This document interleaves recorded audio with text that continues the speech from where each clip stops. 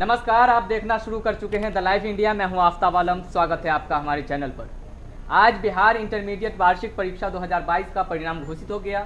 घोषित होने के बाद कई छात्रों के चेहरे पर मुस्कान देखने को मिली। अभी हमारे साथ मौजूद हैं बेहद खास मेहमान मोहम्मद आकिब, जिन्हें बिहार में 5वां रैंक प्राप्त हुआ है।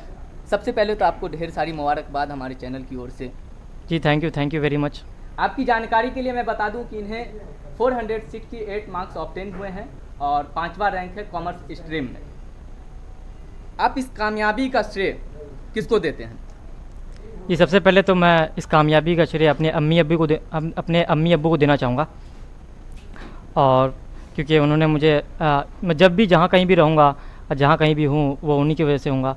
और उसके बाद से मैं अपना जो कामयाबी का श्रेय है वो ज़ैफ़ी आज़मी, जो कि mentor of king of commerce, आइडमी द किंग ऑफ कॉमर्स के नाम से जाने जाते हैं, उनको देना चाहूँगा, क्योंकि उनका भी बहुत ज़्यादा कंट्रीब्यूशन रहा है मेरे सक्सेस में।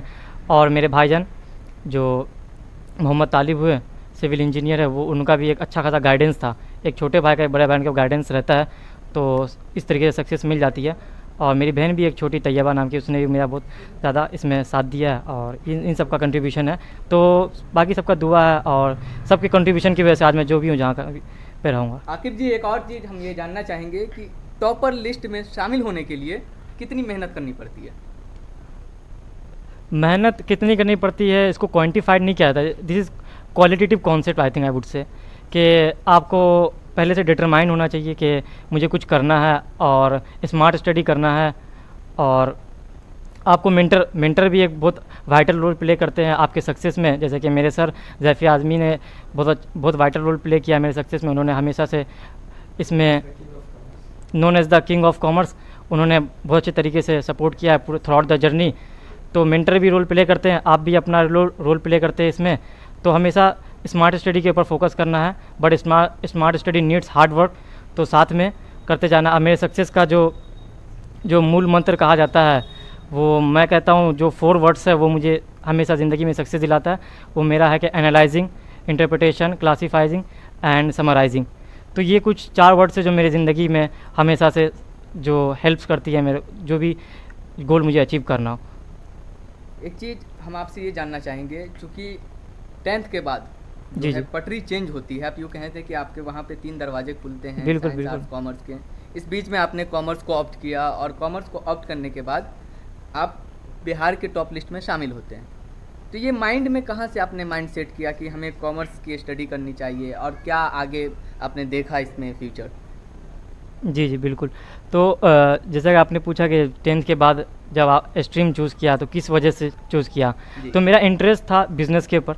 बिज़नेस में बहुत ज़्यादा इंटरेस्ट रखता था। मैंने पहले तो एनालाइज़ किया जो मेरा मेन फैक्टर है किसी भी गोल को अचीव करने के लिए। तो मैं पूरा सिलेबस एनालाइज़ किया, साइंस का, आर्ट्स का, और मैंने फिर गोल डिटरमाइन किया कि मुझे क्या करना क्या अपनी ज़िंदगी में। तो सीए के लिए मैंने जो पाथ सोचा, तो सबसे बेस्ट पार्ट कॉमर्स था। ऑल्दो साइंस से भी किया जा सकता था, लेकिन फिर भी मुझे जाना उसी पाथ में है, तो मैंने कॉमर्स चूज़ किया। और मुझे सबसे ज़्यादा उसके अंदर इंटरेस्ट था इकोनॉमिक्स, बिजनेस स्टडी, अकाउंटेंसी। तो ये सब्जेक्ट में मैं पैशनेट हूँ, और इसमें लर्निंग्स मिलती है, रियल लाइफ लर्निंग मिलती है।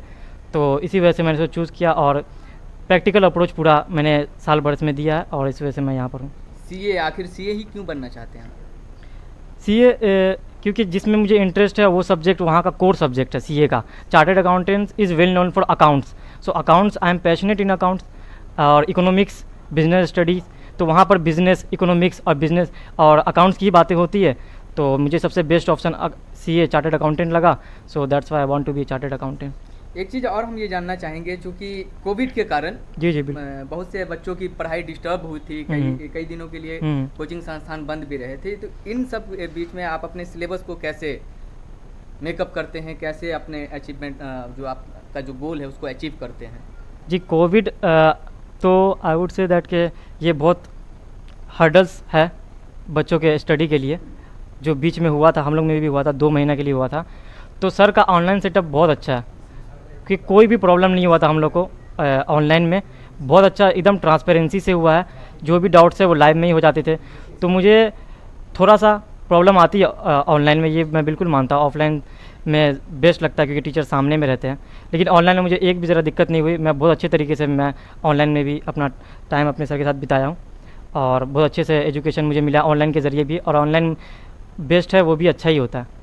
मैं आपके प्राइमरी एजुकेशन पे अगर जाना चाहूँ तो आप अपना प्राइमरी एजुकेशन के बारे में बताइए और कैसा रहा आपका ये सफ़र यहाँ तक, एक संक्षेप में हम जानना चाहेंगे, जो कि हमारे जो दर्शक हैं वो भी जानना चाहते हैं, क्योंकि वो आपको देख रहे हैं, सुन रहे हैं लगातार, क्योंकि आप भी एक उनके लिए एक इंस्पिरेशनल स्टोरी बन गए हैं। तो मेरा प्राइमरी एजुकेशन सफ़ी मुस्लिम हाई स्कूल दरभंगा से ही हुआ। मैंने 10th क्वालिफाइड किया, 448 मार्क्स मेरे को आए थे। तो उसके बाद से मैंने 10th में एक बात जो मुझे ज़िंदगी में मुझे लगता है कि इंसान, जो संदीप महेश्वरी का एक कोट्स है, तो मुझे बहुत अच्छा लगता है कि इंसान ज़िंदगी में असफल इसलिए नहीं है कि वो कुछ बड़ा सोचता है उसको अचीव नहीं कर पाता है, असफल इसलिए कि वो छोटा सोचता है उसको अचीव कर लेता है। तो मेरा क्लास 10 में छोटा सोचता 90%, क्योंकि लोग, सोसाइटी ने मुझे बताया कि 90% बहुत बड़ा अचीवमेंट है, तो वही मेरा डिटरमाइन था। जो मैं डिटरमाइन करता हूँ मेरा हर बार वही आ जाता है। तो मैंने भी इस बार कुछ ऐसे ही डिटरमाइन किया था, वही आया। इससे थोड़ा कम ही आया, बट स्टिल जो आप डिटरमाइन करते हैं आप उसके इर्द गिर्द में ही आते हैं। तो हमेशा जो APJ अब्दुल कलाम ने भी कहा है, ड्रीम बिग, तो हमेशा आपका ड्रीम बिग ही होना चाहिए और वर्क हार्ड बट स्मार्टली, है ना। क्योंकि आप कई कोटेशन बोल रहे हैं, कई थॉट्स बोल रहे हैं, तो मुझे लगता है कि आप मोटिवेशनल स्पीचेस वगैरह भी ज़्यादा सुनने में इंटरेस्ट रखते होंगे।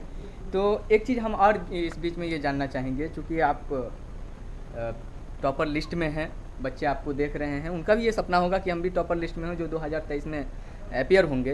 तो ये चीज़ बताइए कि सिलेबस के पॉइंट ऑफ व्यू से अगर आप देखें तो क्या क्या पढ़ना इम्पॉर्टेंट होता है, किन किन चीज़ों को प्राइमरी के साथ पढ़नी चाहिए, और माइंड भी बच्चों का डिस्टर्ब होता है, ये सब्जेक्ट छोड़ के दूसरी, मतलब माइंड डाइवर्ट होता रहता है, तो इन सब के बीच में हम आपके पॉइंट ऑफ व्यू चाहेंगे। हाँ, आपने ये कहा कि सब्जेक्ट वाइज एडवाइस दे दी है जो कि 2023 में एग्ज़ाम देने वाले हैं। तो मैं ये कहूँगा कि प्रीवियस ईयर क्वेश्चन होता है, आप पूरे 10 साल का उसको एनालाइज़ कीजिए। बिहार बोर्ड है कि कुछ रिपीटेटिव क्वेश्चन भी पूछता है, और उसका एक कोर चैप्टर्स होते हैं जो बिहार बोर्ड हमेशा पूछते हैं, तो आप उसको पहले डिटरमाइन कीजिए, उसको लिख लीजिए। मेरा ऐसा था कि मैंने 4 पार्ट में हर एक सिलेबस को आपको डिवाइड करना है। एक होता है इजी प्लस VVI, तो सबसे पहले उसको काउंटर करना है आपको। सेकंड रैंक पर आता है हार्ड प्लस VVI, तो उसको भी आपको करना है।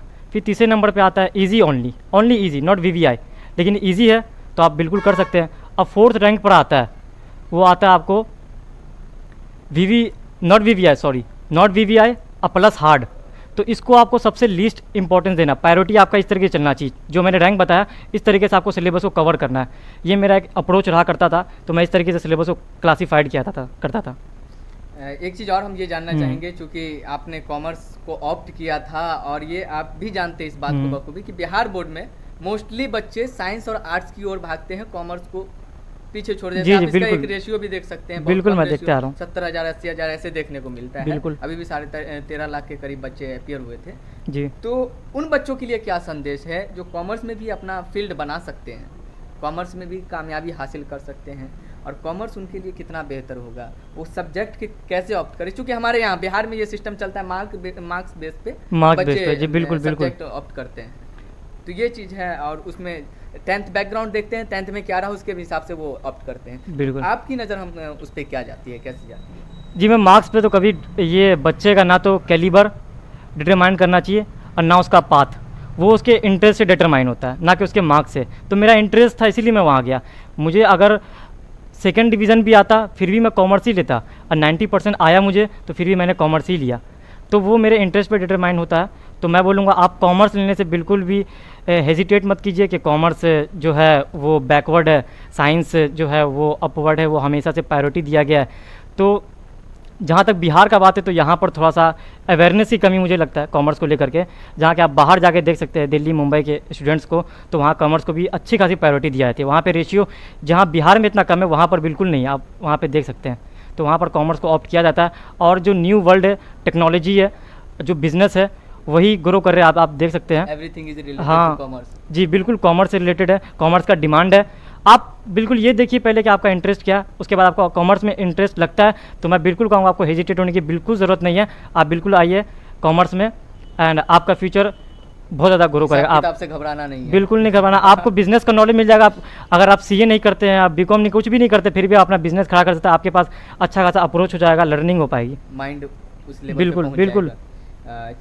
एक चीज़ ये बताइए कि आपका जो सफ़र था जी बिल्कुल। यहाँ तक पहुँचने में आपके संस्था का क्या रोल रहा है?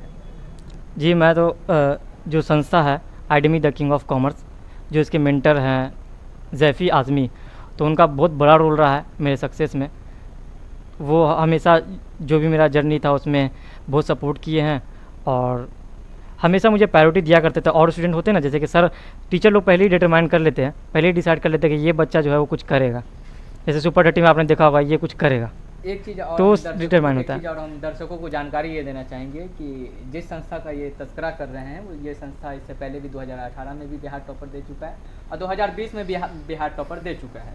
तो ये जानना चाहेंगे, आप टॉपर को देख करके तो नहीं यहाँ आए थे कि हम भी जाएंगे तो वहाँ टॉप कर जाएंगे? जी बिल्कुल, मैं टॉपर को देख के ही यहाँ आया था। बिल्कुल, मैं बिल्कुल टॉपर को देख के आया था, क्योंकि जो टीचर टॉपर रैंक निकाल रहे 2-3 साल थे, सो वहाँ पर जाना बिल्कुल फ़ायदेमंद होगा, बिल्कुल वर्थ इट होगा। तो मैंने पहली बात तो 11th में बहुत अनफॉर्चुनेट था मैं कि मैं 11th में यहाँ पे पढ़ नहीं पाया, सर को बताया भी मैं, तो वो लैक ऑफ अवेयरनेस था। तो ये रिकॉर्डिंग हो रही है, ये न्यूज़पेपर पे जा रहा है, तो मैं बोल रहा हूँ कि अगर आपको अवेयरनेस मिल रही है तो आपको कंग्रेचुलेसन, को आपको मिल ही भी सका ये अपॉर्चुनिटी कि आप यहाँ पे आ भी सकें।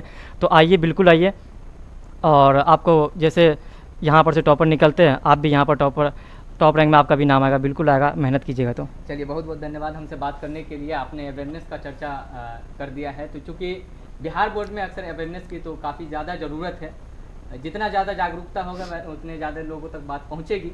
और हम भी चाहेंगे कि आप भी जागरूकता के लिए इस वीडियो को ज़्यादा से ज़्यादा शेयर करिएगा, ताकि और भी बच्चों तक पहुँच पाए और उनके लिए ये एक मोटिवेशनल स्टोरी बन जाए और वो देख करके यहाँ से कुछ सीख सके।